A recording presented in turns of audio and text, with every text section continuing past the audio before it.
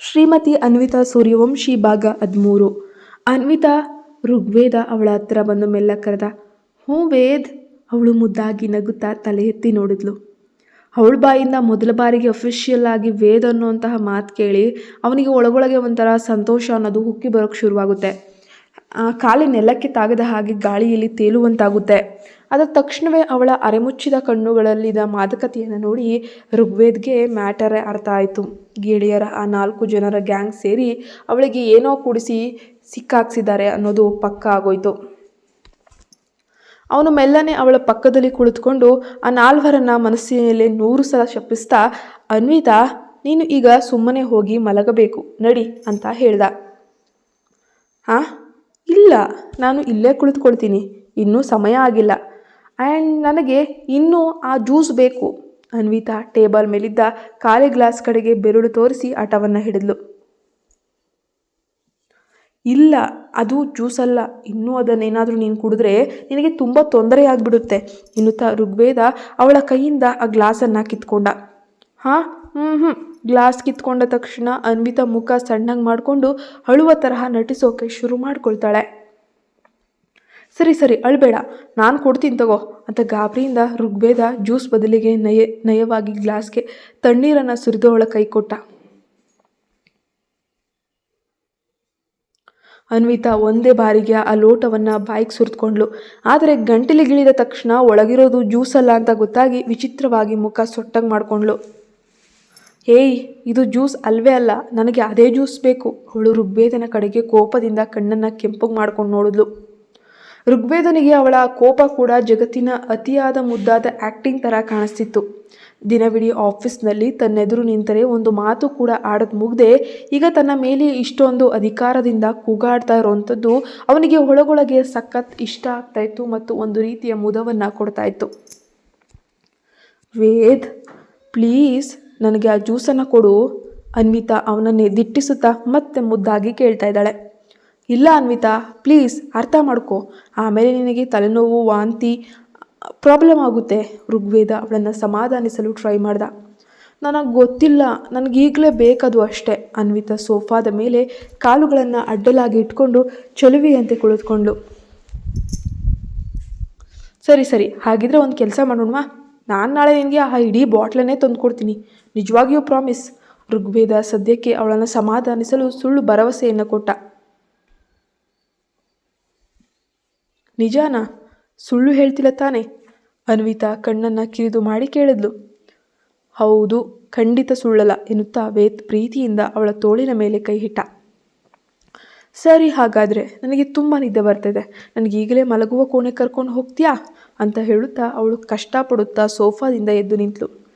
ಋಗ್ವೇದ ಸರಿ, ನನ್ನ ಜೊತೆ ಬಾ ಅಂತ ಅಂದುಕೊಂಡು ತನ್ನ ಕೈ ಹಿಡಿದು ಬರಲು ಅವಳಿಗೆ ಸನ್ನೆ ಮಾಡ್ದ.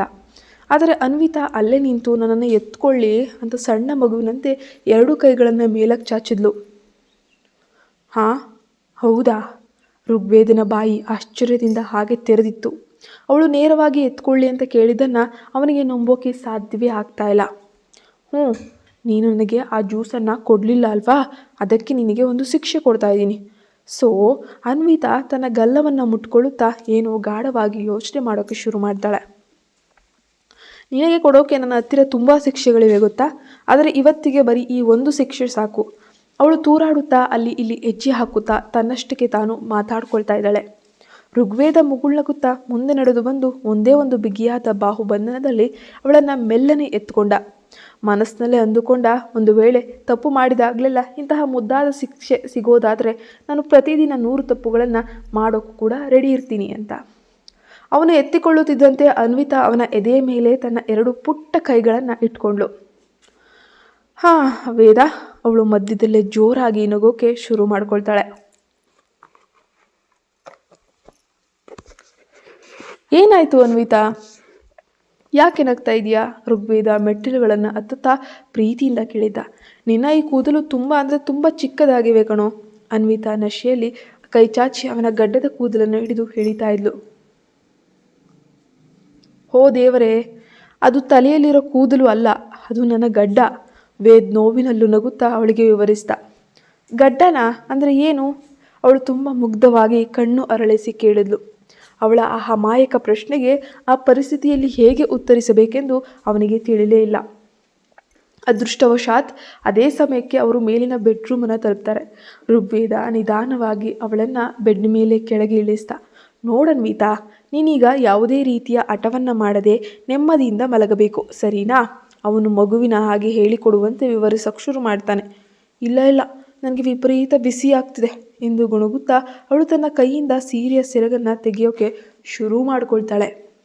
ಇದೆಲ್ಲವೂ ಕೂಡ ಅವನು ಊಹೆ ಮಾಡದಂತಹ ಘಟನೆಗಳಾಗಿದ್ವು.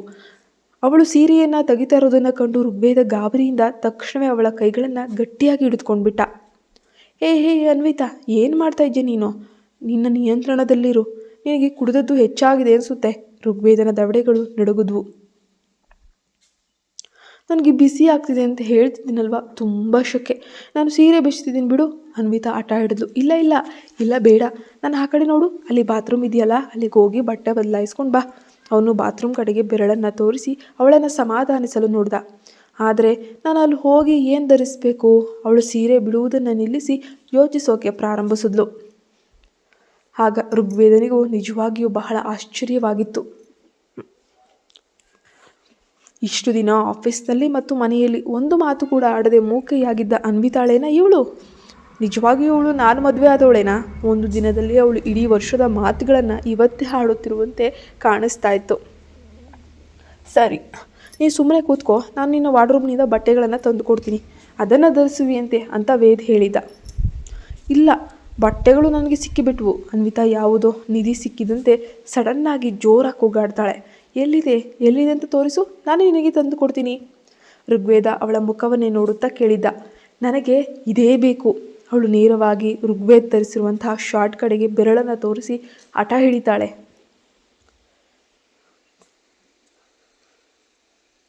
ದೇವ್ರೇ, ನಾನು ನಿಜವಾಗಿಯೂ ನಿನ್ನಲ್ಲಿ ಮನಸ್ಸಾರೆ ಪ್ರಾರ್ಥನೆ ಮಾಡ್ತಾ ಇದ್ದೀನಿ. ನಾಳೆ ಬೆಳಗ್ಗೆ ಅನ್ವಿತಾ ಎದ್ದಾಗ ಇವತ್ತು ರಾತ್ರಿ ನಡೆದಿರುವಂತಹ ಯಾವ ಘಟನೆಯೂ ಕೂಡ ಅವಳಿಗೆ ನೆನಪಿಗೆ ಬರಲೇಬಾರ್ದು.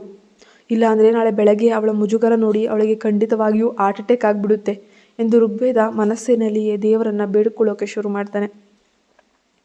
ನನಗೆ ಈ ಶಾರ್ಟ್ ಬೇಕೇ ಬೇಕು.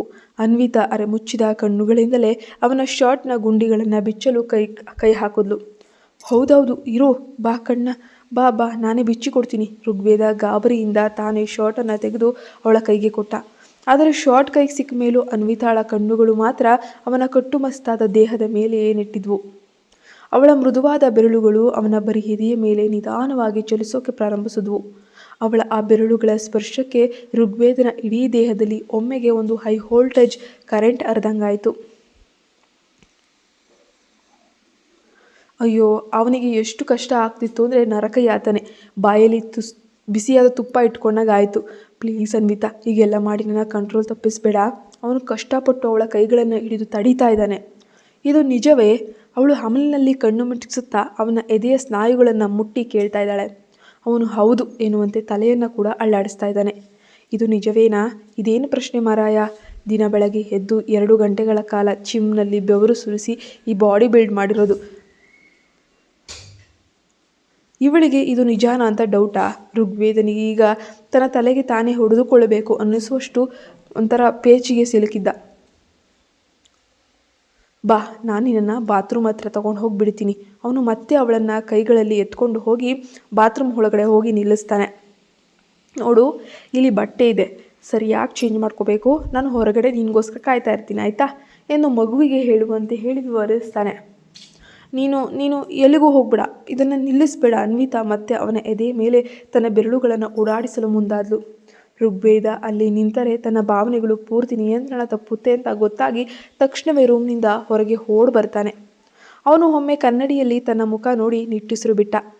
10 ನಿಮಿಷಗಳು ಕೂಡ ಕಳೆದವು, 15 ನಿಮಿಷಗಳು ಕೂಡ ಕಳೆದವು. ಆದರೆ ಬಾತ್ರೂಮ್ ಒಳಗಿದ್ದಂತಹ ಅವಳ ಅನ್ವಿತಾಳ ಸುಳಿವು ಒಂಚೂರು ಇರಲಿಲ್ಲ, ಶಬ್ದ ಕೂಡ ಬರ್ತಾ ಇಲ್ಲ. ಅನ್ವಿತಾ ಅಂತ ಋಗ್ವೇದ ಮೆಲ್ಲನೆ ಬಾಗಿಲನ್ನು ತಟ್ಟ. ಒಳಗಿನಿಂದ ಯಾವುದೇ ರೀತಿಯ ಪ್ರತಿಕ್ರಿಯೆ ಬರಲಿಲ್ಲ. ಆದರೆ ಇದ್ದಕ್ಕಿದ್ದಂತೆ ಒಳಗಿನಿಂದ ಜೋರಾಗಿ ಶವರ್ ನೀರಿನ ಶಬ್ದ ಬರಲು ಪ್ರಾರಂಭಿಸಿತು. ಓ ಶಟ್, ಅವಳು ಇಲ್ಲಿ ಏನು ಮಾಡ್ತಾ ಇದ್ದಾಳೆ? ಋಗ್ವೇದ ಗಾಬರಿಯಿಂದ ಬಾಗಿಲನ್ನು ನುಗ್ಕೊಂಡು ಒಳಗೋದ. ಎದುರುಗಿದ್ದ ದೃಶ್ಯ ಕಂಡು ಅವನಿಗೆ ಶಾಕ್ ಆಯಿತು. ಅನ್ವಿತಾ ಚಿಕ್ಕ ಮಗುವಿನಂತೆ ಜಿಗಿಯುತ್ತಾ ಶವರ್ನಿಂದ ಬೀಳ್ತಾ ಇರೋಂಥ ನೀರನ್ನು ಮೈಮೇಲೆಲ್ಲ ಚಿಮ್ಕಿಸ್ಕೊಳ್ಳುತ್ತಾ ಫುಲ್ ಆಟ ಆಡ್ತಾ ಇದ್ದಾಳೆ. ಬಾ ವೇದ್ ಬಾ, ಇಲ್ಲಿ ನೋಡು ಮಳೆ ಬರ್ತಾ ಇದೆ, ಅವಳು ಜೋರಾಗಿ ಕೂಗಿದ್ಲು. ಆದರೆ ಋಗ್ವೇದನ ಗಮನ ಮಾತ್ರ ಅವಳ ಮುಖದ ಮೇಲಿರಲಿಲ್ಲ. ಅವಳು ಬಟ್ಟೆ ಚೇಂಜ್ ಮಾಡದೆ ಅದೇ ಋಗ್ವೇದನ ದೊಡ್ಡ ಶರ್ಟನ್ನು ಮಾತ್ರ ಧರಿಸಿದ್ಲು. ಆ ಶರ್ಟ್ ಅವಳ ಒದ್ದೆಯಾದ ಮೊಣಕಾಲುಗಳವರೆಗೆ ಮಾತ್ರ ನೇತಾಡ್ತಿತ್ತು. ಅದರ ಉದ್ದನೆಯ ತೋಳುಗಳನ್ನು ಅವಳು ಹೇಗೋ ಕಷ್ಟಪಟ್ಟು ಮೇಲಕ್ಕೆ ಎಳೆದಿದ್ಲು. ಆದರೆ ಶರ್ಟ್ ಅವಳ ಮೃದುವಾದ ಭುಜಗಳಿಂದ ಕೆಳಗೆ ಜಾರ್ತಾ ಇತ್ತು. ಎಲ್ಲದಕ್ಕಿಂತ ಹೆಚ್ಚಾಗಿ ಅವಳು ಮೇಲಿನ 2 ಮುಖ್ಯವಾದ ಗುಂಡಿಗಳನ್ನು ಹಾಕ್ಕೊಳ್ಳುವುದನ್ನೇ ಮರೆತು ಬಿಟ್ಟಿದ್ದಾಳೆ. ಋಗ್ವೇದ ಅವಳನ್ನೇ ರೆಪ್ಪೆ ಮಿಟುಕಿಸದೆ ದಿಟ್ಟಿಸಿ ನೋಡ್ತಾ ಒದ್ದೆಯಾದ ಆ ಶರ್ಟ್ನಲ್ಲಿ ಕಾಣ್ತಿದ್ದ ಅವಳ ಸುಂದರವಾದ ಕಾಲುಗಳು, ಅನುಣುಪಾದ ಭುಜಗಳು, ಅವನ ಎದೆಯ ದವಡೆಗಳನ್ನು ಮತ್ತಷ್ಟು ಜೋರಾಗಿಸಿದ್ವು. ಅವನು ಒಣಗುತ್ತಿದ್ದ ತನ್ನ ಗಂಟಲನ್ನು ಕಷ್ಟಪಟ್ಟು ನುಂಗ್ಕೊಂಡು ವೇದ್, ಅನ್ವಿತಾ ನಗುತ್ತಾ ತನ್ನ ಪುಟ್ಟ ಕೈಗಳಿಂದ ಅವನ ಮುಖದ ಮೇಲೆ ಶವರ್ ನೀರನ್ನು ಚಿಮುಕಿಸ್ತಾ ಇದ್ದಾಳೆ. ಆ ನೀರಿನ ಹನಿಗಳು ಮುಖಕ್ಕೆ ತಾಕ್ತಾ ಇದ್ದಾಗೆ ಋಗ್ವೇದ ತಕ್ಷಣವೇ ವಾಸ್ತವ ಲೋಕಕ್ಕೆ ಬರ್ತಾನೆ. ಕಂಟ್ರೋಲ್ ಕಂಟ್ರೋಲ್ ವೇದ್ ಕಂಟ್ರೋಲ್ ಅಂತ ಮನಸ್ಸಿನಲ್ಲಿ ಅಂದುಕೊಳ್ಳುತ್ತಾ ತನಗೆ ತಾನೇ ಕೆನ್ನೆಗೆ ಸಣ್ಣದಾಗಿ ಹೊಡೆದುಕೊಂಡವನೇ ಮುಂದೆ ಹೋಗಿ ಸಡನ್ನಾಗಿ ಶವರ್ ನೀರನ್ನು ಆನ್ ಮಾಡ್ತಾನೆ. ಅಯ್ಯೋ, ಮಳೆನೇ ನಿಂತು ಹೋಯ್ತಲ್ಲ. ಅನ್ವಿತಾಳ ಮುಖ ಒಮ್ಮೆಲೆ ಕಳೆಗುಂದಿತ್ತು. ನಡಿ ನಡಿ, ನೀನೀಗ ಯಾವುದೇ ಹಠ ಮಾಡದೆ ನೆಮ್ಮದಿಯಾಗಿ ಹೋಗಿ ಮಲಗಬೇಕು, ಇಲ್ಲಾಂದರೆ ಚಳಿ ಆಗುತ್ತೆ ಎಂದು ಋಗ್ವೇದ ಅವಳನ್ನು ಪ್ರೀತಿಯಿಂದ ಬೆದರಿಸುತ್ತಾ ಮತ್ತೆ ತನ್ನ ತೋಳುಗಳಲ್ಲಿ ಎತ್ಕೊಂಡು ಸೀದಾ ಬೆಡ್ರೂಮ್ಗೆ ಬಂದು ಅವಳನ್ನು ಹಾಸಿಗೆ ಮಧ್ಯದಲ್ಲಿ ಮಲಗಿಸಿ ಮೇಲೊಂದು ಕಂಬಳಿಯನ್ನು ಕೂಡ ಒದಿಸ್ಕೊಡ್ತಾನೆ. ಋಗ್ವೇದ ಕೂಡ ಅಲ್ಲಿಂದ ಎದ್ದು ಹೋಗಲು ತಿರುಗಿದಾಗ ಅನ್ವಿತಾ ಅವನ ಕೈಯನ್ನು ಹಿಡಿದು ತನ್ನ ಕಡೆಗೆ ಹೇಳ್ಕೊತಾಳೆ. ವೇದ್ ವೇದ್, ಎಲ್ಲಿಗೆ ಹೋಗ್ತಾ ಇದೆಯಾ? ಇಲ್ಲಿಗೆ ಬಾ. ಏನಾಯ್ತೀಗ? ಅವನು ಬೇರೆ ದಾರಿ ಇಲ್ಲದೆ ಅವಳ ಪಕ್ಕದಲ್ಲೇ ಕುಳಿತುಕೋಬೇಕಾಯಿತು. ನೀನು ದೂರ ಎಲ್ಲಿಯೂ ಮಲಗಬೇಡ, ಇಲ್ಲೇ ನನ್ನ ಪಕ್ಕದಲ್ಲೇ ಮಲಗು ಎಂದು ಅವಳು ಹಾಸಿಗೆಯ ಪಕ್ಕದ ಜಾಗವನ್ನು ತೋರಿಸಿ ಸನ್ನೆಯನ್ನು ಮಾಡಿದ್ಲು. ಋಗ್ವೇದ ಮೌನವಾಗಿ ಅವಳ ಪಕ್ಕದಲ್ಲೇ ಮಲ್ಕೊಂಡ. ಯಾಕಂದರೆ ಅವನು ಈಗ ಏನಾದರೂ ಮಾತನಾಡಲು ಹೋಗಿ ಅಕಸ್ಮಾತ್ ನಿರಾಕರಿಸಿದ್ರೆ ಅವಳು ಖಂಡಿತವಾಗಿಯೂ ಜೋರಾಗಿ ಅಳಲು ಹಠ ಮಾಡೋಕ್ಕೆ ಶುರು ಮಾಡ್ತಿದ್ಲು ಅನ್ನೋದು ಅವನಿಗೆ ತುಂಬ ಚೆನ್ನಾಗಿ ಅರ್ಥ ಆಗಿತ್ತು. ಆದರೆ ಅವನು ಮಲಗಿದ್ದೇ ತಡ ಅನ್ವಿತಾ ಮೆಲ್ಲನೆ ಜರುಗಿ ಅವನ ಎದೆಯ ಮೇಲಕ್ಕೇನೆ ಬಂದುಬಿಟ್ಲು, ಒಂದು ಗುಬ್ಬಿಯ ಮರಿಯ ಹಾಗೆ. ಪ್ಲೀಸ್ ಅನ್ವಿತಾ, ಹೀಗೆಲ್ಲ ಮಾಡಬೇಡ. ಋಗ್ವೇದ ತನ್ನಷ್ಟಕ್ಕೆ ತಾನೇ ಗೊಣಗುತ್ತಾ ಕಣ್ಣನ್ನು ಮುಚ್ಕೊಂಡ. ಒಂದು ವೇಳೆ ನೀನೇನಾದರೂ ಕುಡಿದೆ ಪೂರ್ತಿ ಪ್ರಜ್ಞೆಯಲ್ಲಿದ್ದಾಗ ನನ್ನ ಜೊತೆ ಏನಾದರೂ ಹೀಗೆ ಮಾಡಿದರೆ ಖಂಡಿತ ನಾನು ನಿನ್ನನ್ನು ಇವತ್ತು ಬಿಡ್ತಾನೆ ಇರಲಿಲ್ಲ. ಅವಳ ಮೃದುವಾದ ಕೈಗಳು ತನ್ನ ಮುಖದ ಮೇಲೆ ಚಲಿಸ್ತಿದ್ದಾಗ ಅವನು ಮನಸ್ಸಿನಲ್ಲೇ ಆ ರೀತಿ ಅಂದುಕೊಂಡ. ಇವು ತುಂಬ ಅಂದರೆ ತುಂಬ ಗುಲಾಬಿ ಬಣ್ಣದ್ದಾಗಿವೆ ಕಣೋ. ಅನ್ವಿತಾಳ ಹೆಬ್ಬೆರಳು ಈಗ ಋಗ್ವೇದನ ತುಟಿಗಳ ಮೇಲೆ ಮೆಲ್ಲನೆ ಓಡಾಡ್ತಿದ್ವು. ನನಗೆ ಇದರ ರುಚಿ ನೋಡಲೇಬೇಕಲ್ಲ ಈಗ ಅಂದವಳೆ. ಋಗ್ವೇದ ಆಶ್ಚರ್ಯದಿಂದ ಏನಾದರೂ ಹೇಳುವ ಮೊದಲೇ ಅನ್ವಿತಾ ತನ್ನ ತುಟಿಗಳನ್ನು ಅವನ ತುಟಿಗಳಿಗೆ ಗಟ್ಟಿಯಾಗಿ ಹೊತ್ತಿ ಅತ್ಯಂತ ಆಪ್ತವಾಗಿ ಮುತ್ತಿಕ್ಕೋಕ್ಕೆ ಪ್ರಾರಂಭಿಸ್ತಾಳೆ. ಋಗ್ವೇದ ತನ್ನನ್ನು ತಾನು ತಡೆಯಲು ಕಟುವಾಗಿ ಪ್ರಯತ್ನಿಸಿದ್ದ. ಆದರೆ ಅವಳ ಒದ್ದೆಯಾದ ಮೈಕಟ್ಟಿನ ಸ್ಪರ್ಶ ಮತ್ತು ಮುತ್ತಿನ ಆವೇಗ ಅವನ ಎಲ್ಲ ಸಹನೆಯ ಬೌಂಡರಿಗಳನ್ನು ದಾಟಿಸಿ ತನ್ನ ಹೆಲ್ಲೆ ಮೀರುವಂತೆ ಮಾಡಿತು. ಅವನ ಗಟ್ಟಿ ಮುಷ್ಟಿಯ ಕೈಗಳು ಈಗ ಅವಳ ಬೆನ್ನಿನ ಮೇಲೆ ಲಾಸ್ಯವಾಡಲು ಶುರು ಮಾಡಿದ್ವು. ಇಬ್ಬರು ಜಗತ್ತನ್ನೇ ಮರೆತು ಆ ಮಧುರ ಚುಂಬನದಲ್ಲಿ ಮುಳುಗಿ ಹೋಗ್ತಾರೆ. ಆದರೆ ಅವಳ ತುಟಿಗಳಲ್ಲಿದ್ದ ಅಪೂರ್ವ ಸೌಂದರ್ಯ, ಮಾಧುರ್ಯ, ಅಸವಿಯಾದ ಮಾದಕತೆ ಈಗ ಋಗ್ವೇದನ ನರನರಗಳಲ್ಲಿಯೂ ಕೂಡ ಆವರಿಸಿಕೊಳ್ಳೋಕೆ ಶುರು ಮಾಡುತ್ತೆ. ಪ್ರೀತಿಯ ಆವೇಶದಲ್ಲಿ ಅವನ ಕೈಗಳು ಮೆಲ್ಲನೆ ಅವಳ ಶರ್ಟ್ನ ಒಳಗಡೆ ಸಾಗಿದ್ವು. ಆದರೆ ಸರಿಯಾದ ಅದೇ ಕ್ಷಣಕ್ಕೆ ಅನ್ವಿತಾಳ ಕಡೆಯಿಂದ ಇದ್ದಕ್ಕಿದ್ದಂತೆ ಯಾವುದೇ ಪ್ರತಿಕ್ರಿಯೆ ಇಲ್ಲದಂತಾಯಿತು. ಅವಳ ಶರೀರ ಪೂರ್ತಿ ಸಡಿಲವಾಯಿತು. ತಕ್ಷಣವೇ ಋಗ್ವೇದ ತನ್ನ ಪೂರ್ಣ ಪ್ರಜ್ಞೆಗೆ ಬಂದ. ಅವನು ಮೆಲ್ಲನೆ ತನ್ನ ಕೈಗಳನ್ನು ಹಿಂದಕ್ಕೆ ತೆಗೆದುಕೊಂಡು ಹಾಸಿಗೆಯ ಮೇಲೆ ಚಾಚಿದ. ಎದುರು ನೋಡಿದರೆ ಅನ್ವಿತಾ ಕೂಡ ಅಷ್ಟೇ. ಆ ನಶೆಯ ಗುಂಗ್ನಲ್ಲೇ ಋಗ್ವೇದನ ಒಂದು ಎದೆಯ ಮೇಲೆ ನೆಮ್ಮದಿಯಾಗಿ ನಿದ್ರೆ ಮಾಡೋಕೆ ಜಾರ್ತಾಳೆ. ವೇದ್, ಅವಳು ಕುಡಿದಿದ್ದಾಳೆ, ನಶೆಯಲ್ಲಿದ್ದಾಳೆ, ಆದರೆ ನೀನಲ್ಲ, ನಿನಗೆ ಪ್ರಜ್ಞೆ ಇದೆ ಎಂದು ಋಗ್ವೇದ ತನ್ನ ಮನಸ್ಸಿಗೆ ತಾನೇ ಗಟ್ಟಿಯಾಗಿ ಹೇಳುತ್ತಾ ತನ್ನ ಮನಸ್ಸನ್ನು ಸಂಯಮದಲ್ಲಿಟ್ಕೋಬೇಕು ಅಂತ ಹೇಳಿ ತನ್ನ ತೀವ್ರವಾದ ಭಾವನೆಗಳನ್ನು ಕಷ್ಟಪಟ್ಟು ಕಟ್ಟ ಹಾಕ್ದ. ಎದುರು ನೋಡಿದ್ರೆ ಅನ್ವಿತಾ ಈ ನಶೆಯ ಗುಂಗ್ನಲ್ಲೇ ಪೂರ್ತಿ ನಿದ್ರೆಗೆ ಜಾರಿದ್ದಾಳೆ. ಋಗ್ವೇದ ಅವಳನ್ನು ಪ್ರತ್ಯೇಕವಾಗಿ ಹಾಸಿಗೆ ಮೇಲೆ ಸರಿಯಾಗಿ ಮಲಗಿಸ್ತಾನೆ. ಅವನು ಬೆಡ್ನಿಂದ ಎದ್ದು ಹೋಗಲು ಹೊರಟಿದ್ದಾಗ ಅವಳು ನಿದ್ರೆಯಲ್ಲೇ ಮತ್ತೆ ಅವನ ಕಡೆಗೆ ಜರುಗಿ ಬರ್ತಾಳೆ. ಅವಳ ಭುಜದಿಂದ ಕೆಳಗೆ ಜಾರ್ತಿದ್ದಂತಹ ತನ್ನ ಶರ್ಟನ್ನು ಅವನು ಮೆಲ್ಲನೆ ಹಿಡಿದು ಮತ್ತೆ ಮೇಲಕ್ಕೆ ಎಳೆದು ಸರಿಪಡಿಸ್ತಾ ಇದ್ದಾನೆ. ಅವಳು ಇನ್ನೂ ಗಾಢವಾದ ನಿದ್ದೆಯಲ್ಲೇ ಇದ್ಲು. ಕೊನೆಗೆ ಬೇರೆ ದಾರಿ ಇಲ್ಲದೆ ಋಗ್ವೇದ ಅವಳನ್ನು ತನ್ನ ಗಟ್ಟಿ ತೋಳುಗಳ ಬಂಧನದಲ್ಲಿ ಸುರಕ್ಷಿತವಾಗಿ ಹಿಡಿದುಕೊಂಡು ಅವಳ ಪಕ್ಕದಲ್ಲೇ ನಿದ್ರೆಗೆ ಜಾರ್ತಾನೆ. ಈಗ ಅವನ ತಲೆಯಲ್ಲಿ ಇದ್ದ ಒಂದೇ ಒಂದು ಯೋಚನೆ ಏನಂದರೆ, ನಾಳೆ ಬೆಳಗ್ಗೆ ಅವಳು ಕಣ್ಣು ಬಿಡುವ ಮುನ್ನವೇ ಅವನು ಇಲ್ಲಿಂದ ಅವಳ ಕಣ್ಣಿಗೆ ಬೀಳದ ರೀತಿಯಲ್ಲಿ ಮಂಗಮಾಯವಾಗಬೇಕಾಗಿತ್ತು. ಇಲ್ಲದಿದ್ದರೆ ಬೆಳಗ್ಗೆ ಎದ್ದ ತಕ್ಷಣ ಅವಳ ರಿಯಾಕ್ಷನ್ ಹೇಗಿರುತ್ತೆ, ಯಪ್ಪ ಅವಳಿಗೆ ಏನಾಗಬಹುದು, ಅವಳು ತುಂಬ ನಾಚಿಕೊಳ್ಳುವಂಥ ಹೆಣ್ಣು ಅಂತ ಯೋಚಿಸಿ ಅವನು ಮನಸ್ಸಿನಲ್ಲೇ ನಗಾಡ್ತಿದ್ದ. ಯಾವಾಗ ನೀನು ಪೂರ್ತಿ ಪ್ರಜ್ಞೆಯಲ್ಲಿದ್ದು ಯಾವುದೇ ನಶೆ ಇಲ್ಲದೆ ನನ್ನ ಮೇಲೆ ಇದೇ ತರಹದ ಅಧಿಕಾರವನ್ನು ಚಲಾಯಿಸ್ತೀಯೋ ಆ ದಿನಕ್ಕಾಗಿ ನಾನು ಕಾಯ್ತಾ ಇರ್ತೇನೆ. ಋಗ್ವೇದ ಮುಗುಳ್ನಗುತ್ತಾ ಅವಳ ಹಣೆಯ ಮೇಲೆ ಪ್ರೀತಿಯಿಂದ ಮುತ್ತಿಡ್ತಾನೆ. ಮಾರನೇ ದಿನ ಬೆಳಗ್ಗೆ, ಅಯ್ಯೋ ಇಡೀ ಪ್ರಪಂಚ ಯಾಕೆ ಹೀಗೆ ಸುತ್ತಾ ಇರೋ ಥರ ಅನ್ನಿಸ್ತಾ ಇದೆ ನನಗೆ, ತಲೆಯಂತೂ ತುಂಬ ಸಿಡಿತಾ ಇದೆ. ಅನ್ವಿತಾ ಕಷ್ಟಪಟ್ಟು ಕಣ್ಬಿಟ್ಟು ಎದ್ದು ಕುಳಿತುಕೊಳ್ಳುತ್ತಾ ತನ್ನ ತಲೆಯನ್ನು ಮುಟ್ಕೊಂಡಳು. ಆದರೆ ಅವಳ ಕಣ್ಣೆದುರುಗಿನ ಗೋಡೆಗಳು ಚಲಿಸ್ತಾ ಇರೋ ಥರ ನಿಂತಿದ್ದಾವೆ. ತಲೆ ಗಿರ್ಗಿಟ್ಲೆ ಹೊಡೆಯೋ ಥರ ಅವಳಿಗೆ ಭಾಸ ಆಗೋಕ್ಕೆ ಶುರುವಾಗುತ್ತೆ. ಅವಳು ಜೋರಾಗಿ ಕಣ್ಣು ಮುಚ್ಚಿ ತಲೆ ಅಲ್ಲಾಡಿಸಿದ್ಲು. ತಲೆ ಒಮ್ಮೆಲೆ ಸಿಡಿಯುವಂತೆ ನೋವಾಗೋಕ್ಕೆ ಶುರು ಮಾಡಿತು. ಅಮ್ಮ. ಅವಳು ತನ್ನ 2 ಕೈಗಳಿಂದ ತಲೆಯನ್ನು ಗಟ್ಟಿಯಾಗಿ ಹೊತ್ತು ಹಿಡಿದುಕೊಳ್ತಾಳೆ. ಆದರೂ ಕೂಡ ಅವಳಿಗೆ ತನ್ನ ಜ್ಞಾನ ಸರಿಯಾಗಿ ಬರ್ತಾನೆ ಇಲ್ಲ. ಅಷ್ಟರಲ್ಲೇ ಋಗ್ವೇದ ಕೈಯಲ್ಲಿ ಒಂದು ನಿಂಬೆ ಪಾನಕ ಲೆಮನ್ ಜ್ಯೂಸನ್ನು ಗ್ಲಾಸನ್ನು ಇಟ್ಕೊಂಡು ಬೆಡ್ರೂಮಿನ ಬಾಗಿಲಿನಿಂದ ಒಳಗೆ ಬರ್ತಾನೆ. ಫಸ್ಟ್ ಇದನ್ನು ಕುಡಿದ್ಬಿಡು, ಬಹುಶಃ ನಿನ್ನ ತಲೆ ವಿಪರೀತವಾಗಿ ನೋಯ್ತಾ ಇರಬೇಕಲ್ವಾ, ಗೊತ್ತು. ಅವನು ಗ್ಲಾಸನ್ನು ಅವಳ ಮುಂದೆ ಚಾಚ್ತಾ. ಅನ್ವಿತಾ ಮುಂದೆ ಇಂದಿನ ಯಾವುದೇ ವಿಷಯದ ಬಗ್ಗೆ ಯೋಚಿಸದೆ ಆ ತಲೆನೋವಿನ ಭಾರದಲ್ಲಿ ಇಡೀ ಗ್ಲಾಸ್ ಜ್ಯೂಸನ್ನು ಒಂದೇ ಬಾರಿಗೆ ಖಾಲಿ ಮಾಡಿದ್ಲು. ಆ ಒಂದು ಸೇರಿದ ಮೇಲೆ ನಿಂಬೆ ಪಾನಕ ಹೊಟ್ಟೆಗೆ ಸೇರಿದ ಮೇಲೆ ಅವಳಿಗೆ ಸ್ವಲ್ಪ ನಿರಾಳ ಅನ್ನಿಸ್ತು. ತಲೆನೋವು ಕಮ್ಮಿ ಆದಂಗೆ ಅನ್ನಿಸ್ತು. ಒಂದು ರೀತಿಯ ಎನರ್ಜಿ ಬಂತು. ಥ್ಯಾಂಕ್ ಯು ಅಂತ ಗೊಣಗಿದ ಧ್ವನಿಯಲ್ಲಿ ಹೇಳಿ ಅವಳು ಗ್ಲಾಸನ್ನು ಪಕ್ಕದಲ್ಲಿಟ್ಟು ಟೇಬಲ್ ಮೇಲಿಟ್ಲು.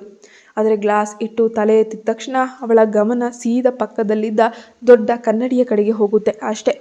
ಕನ್ನಡಿಯಲ್ಲಿ ತನ್ನ ರೂಪವನ್ನು ನೋಡಿದ ತಕ್ಷಣ ಅವಳ ಕಣ್ಣುಗಳು 420 ವೋಲ್ಟ್ನ ಹೈ ವೋಲ್ಟೇಜ್ ಕರೆಂಟ್ ಶಾಕ್ ಹೊಡೆದಂಗೆ ಒಮ್ಮೆಲೆ ಅಗಲವಾಗಿಬಿಡುತ್ತೆ. ಅವಳ ಇಡೀ ಶರೀರ ಭಯ ಮತ್ತು ಮುಜುಗರದಿಂದ ನಡುಗೋಕ್ಕೆ ಪ್ರಾರಂಭಿಸುತ್ತೆ. ಆ ತಂಪಾದ ಬೆಳಗಿನ ವಾತಾವರಣದಲ್ಲೂ ಅವಳಿಗೆ ಮೈಯೆಲ್ಲ ಒಮ್ಮೆಗೆ ಬೆವತ್ತು ಹೋಗುತ್ತೆ. ಕನ್ನಡಿಯಲ್ಲಿ ಅವಳು ಧರಿಸಿದ್ದು ಸೀರೆಯನ್ನಲ್ಲ, ಬದಲಿಗೆ ಋಗ್ವೇದನ ಆ ಬಿಳಿ ಶರ್ಟನ್ನು ಮಾತ್ರ. ಅದು ಕೂಡ ಗುಂಡಿಗಳು ಸರಿಯಾಗಿರದೆ ಅಸ್ತವ್ಯಸ್ತವಾಗಿ ಭುಜದಿಂದ ಕೆಳಗೆ ಜಾರೋ ಥರ. ಅವಳೆ ಮಕ್ಕಳ ಥರ ಬಟ್ಟೆ ಹಾಕ್ಕೊಂಡಿದ್ಲು. ಅನ್ವಿತಾ. ವೇದ್ ಅವಳ ಆ ಧಾವಂತವನ್ನು ನೋಡಿ ಮೆಲ್ಲನೆ ಕರೆದ. ಆ ಧ್ವನಿ ಕೇಳಿದ ತಕ್ಷಣ ಅವಳಿಗೆ ರಾತ್ರಿ ನಡೆದ ಕೆಲವು ಅಸ್ಪಷ್ಟ ಕ್ಷಣಗಳು ನೆನಪಿಗೆ ಬಂದು ಪ್ರಜ್ಞೆ ಅನ್ನೋದು ಮರಳಿದಂತಾಯಿತು. ಅವಳು ತಕ್ಷಣವೇ ಅಲ್ಲಿಂದ ಕಂಬಳಿಯನ್ನು ಇಡೀ ದೇಹದಾದ್ಯಂತ ಗಟ್ಟಿಯಾಗಿ ಎಳೆದುಕೊಂಡು ಮುಖ ಮುಚ್ಕೊಂಡ್ಳು. ಅವಳ ಆ ವಿಪರೀತವಾದ ಮುಜುಗರದ ಮುಖವನ್ನು ನೋಡಿದಂತಹ ವೇದ್ ಅವಳನ್ನು ಹೇಗೆ ಸಂಭಾಳಿಸಬೇಕು ಅಂತ ಗೊತ್ತಾಗದೆ ಸಮಾಧಾನ ಪಡಿಸಬೇಕು ಅಂತ ಹೇಳಿ ತಿಳಿಯದೆ ತಾನು ಸ್ವಲ್ಪ ಶಾಂತವಾಗಿ ಹಾಗೆ ಯೋಚಿಸ್ತಾ ನಿಂತ್ಕೊಂಡು ಬಿಡ್ತಾನೆ. ಬಹುಶಃ ಇವರಿಬ್ಬರ ನಡುವೆ ಈ ರೀತಿಯ ಒಂದು ಸಂದರ್ಭ ಬಂದಿರೋದು ಅವರಿಬ್ಬರು ಬೇರೆ ಮನೆಗೆ ಬಂದಿದ್ದರಿಂದಲೇ ಅನಿಸುತ್ತೆ. ಅನ್ವಿತಾಗೆ ರಾತ್ರಿ ನಡೆದ ಒಂದು ಕಿಸ್ಸಿಂಗ್ ಸೀನ್, ತಾನು ಶಾರ್ಟ್ ಧರಿಸಲು ಹಠ ಮಾಡಿದ ವಿಷಯಗಳೆಲ್ಲ ಸ್ವಲ್ಪ ನೆನಪಿಗೆ ಬರ್ತಾ ಇದ್ದಾವೆ. ತನ್ನ ಗಂಡನ ಎದುರು ಇಷ್ಟೊಂದು ದೊಡ್ಡ ಎಡವಟ್ಟು ಮಾಡ್ಕೊಂಡಿದ್ದಕ್ಕೆ ಅವಳು ಈಗ ಋಗ್ವೇದನನ್ನು ಹೆಂಗೆ ಎದುರಿಸ್ತಾಳೆ ಅಂತ ಗೊತ್ತಿಲ್ಲ. ಋಗ್ವೇದ ಅವಳ ಮುಜುಗರವನ್ನು ಹೋಗಲಾಡಿಸೋಕೆ ಯಾವ ಕ್ಯೂಟ್ ಆದ ಐಡಿಯಾ ಮಾಡ್ತಾನೆ ನೋಡೋಣ ಮುಂದಿನ ಭಾಗದಲ್ಲಿ. ನೀವು ನಮ್ಮ ಚಾನಲ್ಗೆ ಸಬ್ಸ್ಕ್ರೈಬ್ ಆಗಿಲ್ಲ ಅಂದರೆ ಈ ಕೂಡಲೇ ಸಬ್ಸ್ಕ್ರೈಬ್ ಆಗಿ ಪಕ್ಕದಲ್ಲಿ ಕಾಣೋ ಬೆಲ್ ಐಕಾನ್ ಪ್ರೆಸ್ ಮಾಡಿ ನೋಟಿಫಿಕೇಶನ್ ಆನ್ ಮಾಡಿಟ್ಕೊಳ್ಳಿ. Thank you so much. ಪ್ರತಿಯೊಬ್ಬರಿಗೂ ಕೂಡ ಸಪೋರ್ಟ್ ಮಾಡಿ.